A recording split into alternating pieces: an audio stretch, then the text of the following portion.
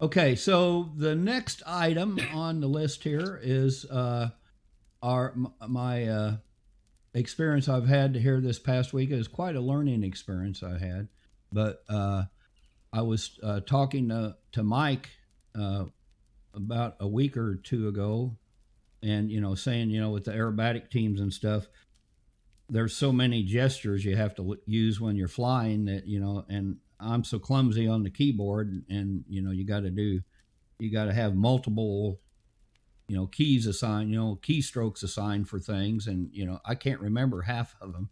And he said, "Why don't you use a Stream Deck?" I go, "A Stream Deck? What's that?" So while he was saying it, I was typing it on Amazon, and bam, there it was, and I ordered it, and I had it the next day. So you can blame Mike for this next segment. Blame me. I actually use something like that. I have it programmed with a lot of little shortcuts and gestures and stuff. Yeah. Right. Yeah. I mean, if you do a lot of stuff, you really have to. So let me set this up here. I made a video, but I was going to show some stuff live, attempt to anyway. So let me turn on my webcam. Okay, so there's my Stream Deck, and I apologize for my webcam because it's not, the icons on the buttons really aren't showing up really clear, but you kind of get the idea. Okay, so that's just the first page, and that's my Hawks aerobatic team setup, and then I have, let me change the page here, and then we go, that's Team Phoenix, and then here's a top secret project that I'm working on that I don't want anybody to know about right now. So we're working on. So anyway, and the way that you set those up is I've got the desktop on here, and so there's the software that you use, and you can add. And Mike tells me that you can add as many pages on here as you want. So here's my first page with my Hawk, and then so you can see my icons and my text for the buttons, that label what they are. And and when you put one up, then if there's another page, it automatically puts this little button here to change the page. Of course, it doesn't work on the software, but if I change it down here, see, it'll change up there too. I'm changing it on the box. So yes, sir. You can have as many profiles and as many pages as you'd like. You can also have it set up so that when you open a certain piece of software, say you open up Firestorm, the Stream Deck will automatically change over to the profile that you have set up for Firestorm. Yeah. So your buttons will all change and everything. It's honestly, it's a macro pad. It's very So it's very cool. It's cool. So Mike, and I'll give him a chance after we watch my video. We'll come back to this and show you. There's other things you can do with this besides just Second Life gestures, but and most of those are, most of this, all these buttons that I have set up are text based buttons, and I'm going to set up a button in my video to show you how I did it. So anyway, and we'll get back off of the go back to the main screen here. So I'm going to go ahead and run my video here, and then we'll come back and let Mike tell if he will share with us some of the stuff he does with it. So let me hit my button here. Here we go. Okay, so I'm out here on the runway preparing for takeoff. I've already locked the brakes. As you can see, I'll shut them back off so you can see there, brake off and brake back on. And I don't normally have the box here, the Stream Deck, propped up at this angle, but I did so I could catch it on my webcam. But it's not real clear on the text, but you kind of get the idea. And you got different icons on there that you can use. There's some you can buy that's more aviation related, I think. But most of those I searched out were for flight sim. So I just stuck with the ones that came with the software. And again, you can make your own even. So that's pretty cool. So let's go ahead and take off. I'm going to power up to 45 here. 45% and release the brake in 3, 2, 1, and we're off. And I'm up. I'm going to cut back to 35 here till I get back around. And then we're going to put the gears up and the flaps up, and here we go. So if you look up the stuff, they have profiles already made for Flight Sim. If you look that up, you can see that they've got these programmed like it would be a real cockpit. So I guess we can kind of pretend we got a real cockpit here in Second Life. So just some of the features of it here. We got the aileron lock, which I'll cut out here across this way a little bit to give me a little more time. So if I lock my ailerons, and now I can do barrel rolls, turn them off, and then if I want to auto level, I hit the auto level button. There I am. I'm auto leveled. Okay, we'll come back around here and do a loop, and with the smoke on. So it really, especially if you're doing this type of flying, it really does make it a lot more convenient. So here, let's swing back around here, and we will hit the smoke on and get out of here about center field and start our loop.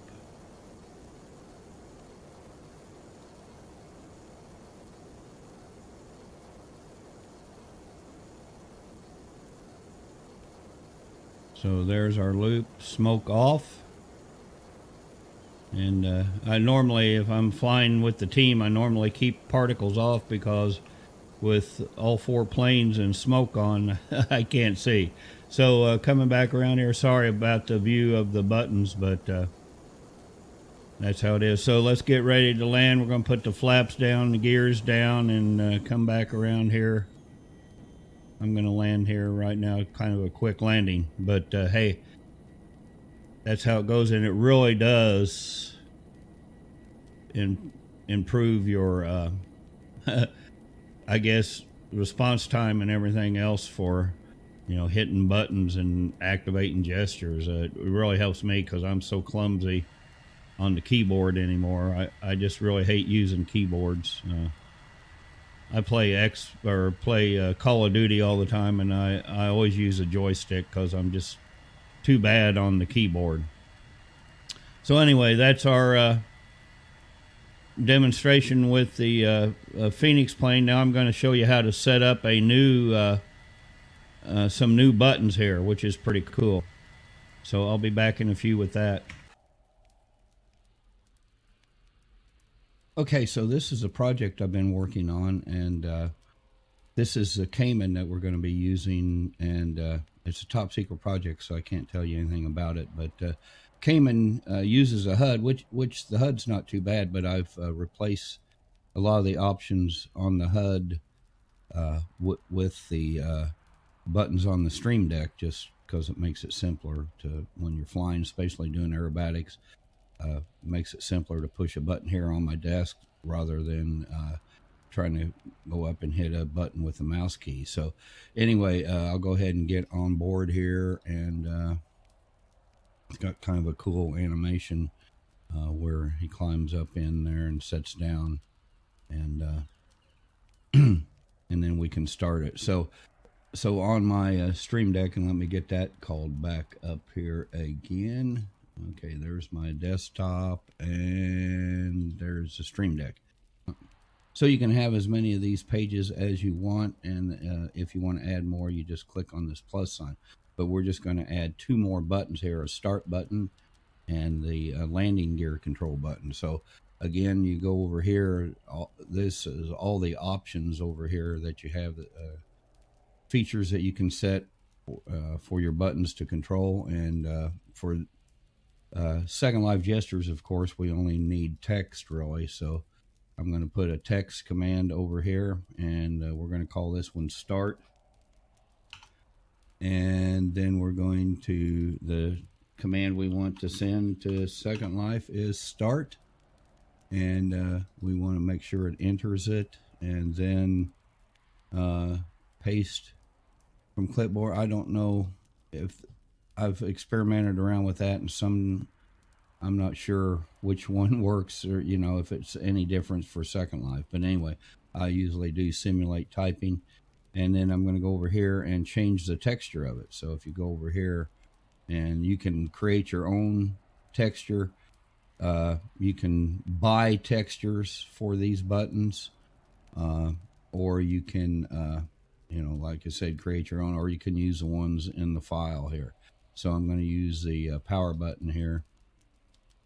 So then that will start us up. I don't usually put the stop button on there in case, because I had a stop set up as a gesture, and I would accidentally bump it and stop the engine in mid-flight, which caused some problems and also could be very embarrassing. So anyway, I'm going to change the text there color, and you go there and you can change your text, the font and whatever, and the size if you want to. But on this one, I'm just going to change the color. So there we go. So now I made it green, and there's my button. And if we look at the webcam down here, I'm going to shut my screen off. It's not real clear, but you can see the button came up right there on the webcam. I'm sorry for my webcam quality for this text from this close-up shot, but that's how it works. So then I want to add a gear up and down button. So again, let me turn back on my desktop, and so I go over here now, click in a blank button space, drag a text function up there. I'm going to just write gears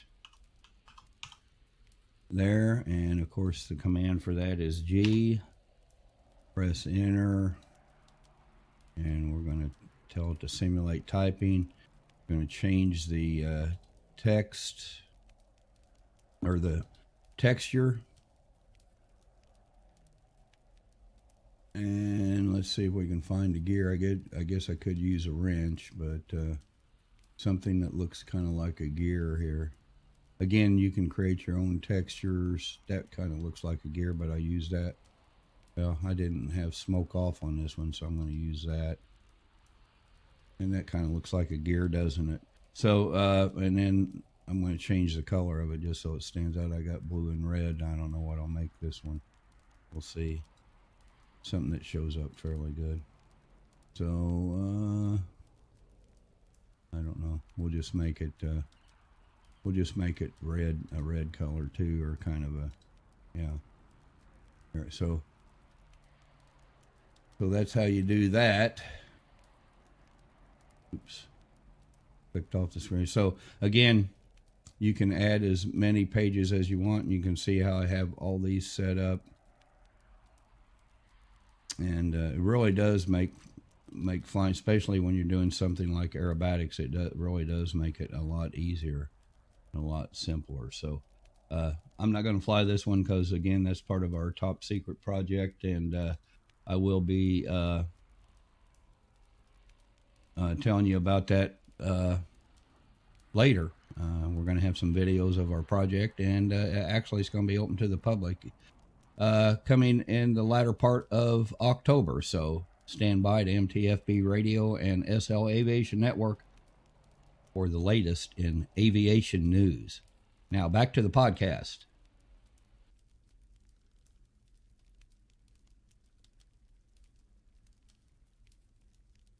Okay, I had to put that little plug in there for SL Aviation Network. But so, Mike, anything you'd like to say about the device? Oh man, you've been working. Jeez, that is a lot of stuff you've got programmed into it. Well, I just it's very figured it out in like a day. I mean, it's so easy to do. Yeah, it really is. It's just drag and drop for the most part. Yeah, a lot of people use it for like graphic design when you're making textures and things like that. They use it for the hotkeys in Photoshop, but it does a lot more than text too. I use it to control Spotify throughout my entire house. I have one button that I have an applet from a platform called If This Then That, which is ifttt.com, Mm-hmm. that I push it and it turns the kettle on in the kitchen through a smart plug. So that the water will start boiling. That way I don't even have to get up and do that. When you were saying that last night, I thought you were just doing that in Second Life. I didn't realize you were doing it in real life. No, in the physical world, yes, I do. It'll go in the kit. It literally flips the smart plug. Controls the lights in my house. I have a Blink outdoor camera system set up around my house. Oh, yeah. You know, Black Friday deals one time, and I jumped on that. But so I have that, and I'm able to pull those up with it as well. It controls Discord, mute, and deafen that I utilize. I also use it when I'm doing commentary for boxing that I've been doing, as Kyle's probably aware. I mean, obviously, with what he's got going on. Go ahead and ring your bell. You got oh, this thing? Yeah. Yeah. It basically I have my mixer set up with a setting for reverb to give it more of an announcer feel. So it's like, you know, in the red corner fighting for Team Cryptic. You know, it does all that. It's just one button, a physical button that you have on a device sitting on your desk. It's not very large. It doesn't take up a ton of space, and it does a lot for you. Pretty much whatever your imagination can run. Yeah, it is a macro pad, but those have been around for years. This one, the secret's in the software and all of the different integrations that other devices have with it. One thing that I price probably on that? What's that? What's the price on that? It's just over $100, I think. I think I think the one I got was 130 or something like that. I can't remember. It's on, look it up on Amazon. You on Amazon? Look it up on Amazon. So I got the software called up here. So if you look over here on the right, you've got all these buttons or all these functions that you can assign to buttons. So I mean, there's a bunch of stuff on there. Right. I mean, as far as Second Life applications and things that you can utilize it for, I mean, obviously there's certain scripting things that you can go, if you don't tend to do it in Notepad, AW could probably speak to that way more than I could, with all the scripting that you know, in the vehicle systems and things. So I don't use it for that, but what I do use it for, and the believe it or not, the button that I press the most is the one that sends a teleport offer to Cammy, who's actually sitting in the back of the room over there. Hi, She's Cammy. my co-pilot. Hi, Cammy. So, yeah, I mean, because you go shopping and things like that in Second Life, and it's can I get a TP? Can I get a TP? Hey, where you at? Can I get a TP? So, now you can, because I got a button right here in front of me that I push, and it's automatic. It just sends it to her. I don't have to do any drop So down. can it act as a controller too? It can. It depending on how you program it, it can absolutely act as a controller. It can control your camera in world.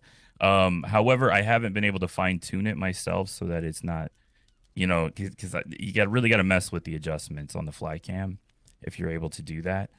Well, they're going to eventually have controller support within OSL, so then you would be able to program it to actually, say, run a vehicle or move your avatar, things like that.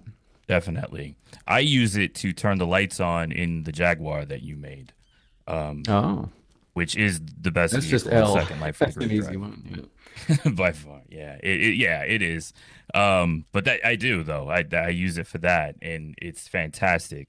As far as flight simulator applications, I utilize it. Like you set up in here with gear and all of those things. You know, I basically just set the keyboard commands for those things to the Stream Deck, and as soon as I bring up Microsoft Flight Simulator 2024 or 2020, it automatically switches to the profile that I have set up for that. It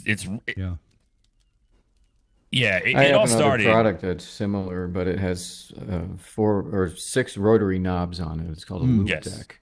Cool. And it's programmed in almost the same way. It also does that dynamic app switching. When you switch the app, it changes its profile. I've never seen the Stream Deck software until now, and it's very similar. So that's really cool. Yeah.